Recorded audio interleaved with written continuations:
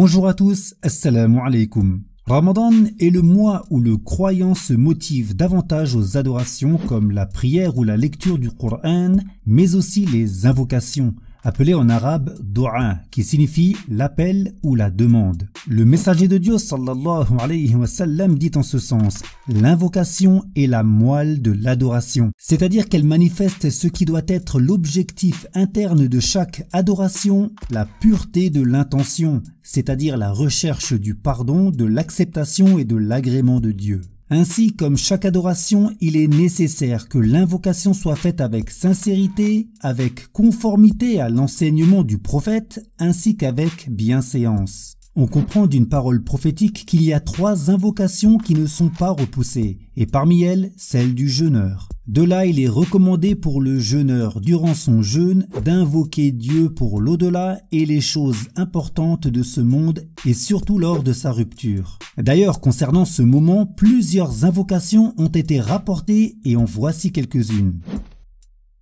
Au moment même de la rupture du jeûne, le messager de Dieu sallallahu alayhi wa sallam disait: Allahumma laka sumt wa ala rizqika aftart. Ce qui signifie: ô Allah, c'est par toi que j'ai jeûné, et c'est avec ta subsistance que je romps le jeûne. C'est-à-dire que c'est par recherche de l'agrément de Dieu que nous jeûnons, et c'est avec ce qu'il nous donne comme subsistance que nous coupons ce même jeûne. Ainsi, tout revient à Dieu. Toujours pour la rupture, le prophète alayhi salatu wassalam disait également: Dhahaba al-dhama' wabtallat al-'uruq wa thabata al-ajru insha Allah. C'est-à-dire, la soif s'est dissipée, les veines se sont irriguées, et la récompense est confirmée si Allah le veut.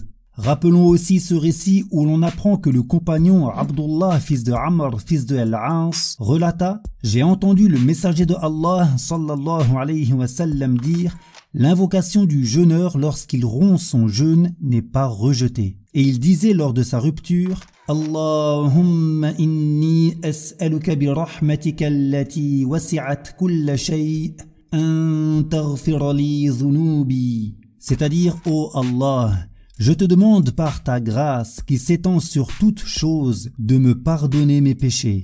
De son côté, le compagnon Abdullah, fils de Omar, disait lorsqu'il rompait son jeûne: Ya wasi'al maghfirah, ighfir li. C'est-à-dire: ô toi dont le pardon est large, pardonne-moi. Et concernant ce qu'on dit après la rupture, le messager de Dieu sallallahu alayhi wa sallam dit en ce sens: celui qui a mangé un repas, puis a dit: Alhamdulillahi alladhi at'amani hadha at-ta'am wa razaqanihi min ghayri hawlin minni wa la quwwah. Ses péchés passés lui seront pardonnés. C'est-à-dire la louange à Allah, qui m'a nourri par ce repas et m'a accordé ma subsistance sans aucune force ni puissance de ma part.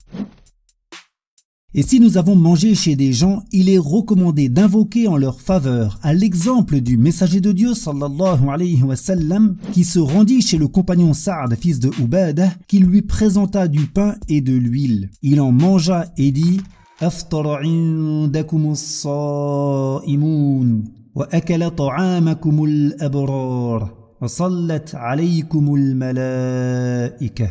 C'est-à-dire que les jeûneurs rompent leur jeûne chez vous, que les pieux partagent votre repas et que les anges fassent des invocations en votre faveur. Rappelons-nous également l'importance d'invoquer Dieu au fin fond de la nuit, et ce tout au long de l'année alors que les gens dorment. En effet, lorsqu'on demanda au messager de Dieu sallallahu alayhi wa sallam quelle était l'invocation la plus prompte à être exaucée, il répondit en ce sens: celle qui est faite au dernier tiers de la nuit et après les prières prescrites. Alors qu'en est-il lors du fin fond des nuits bénies du mois sacré de Ramadan?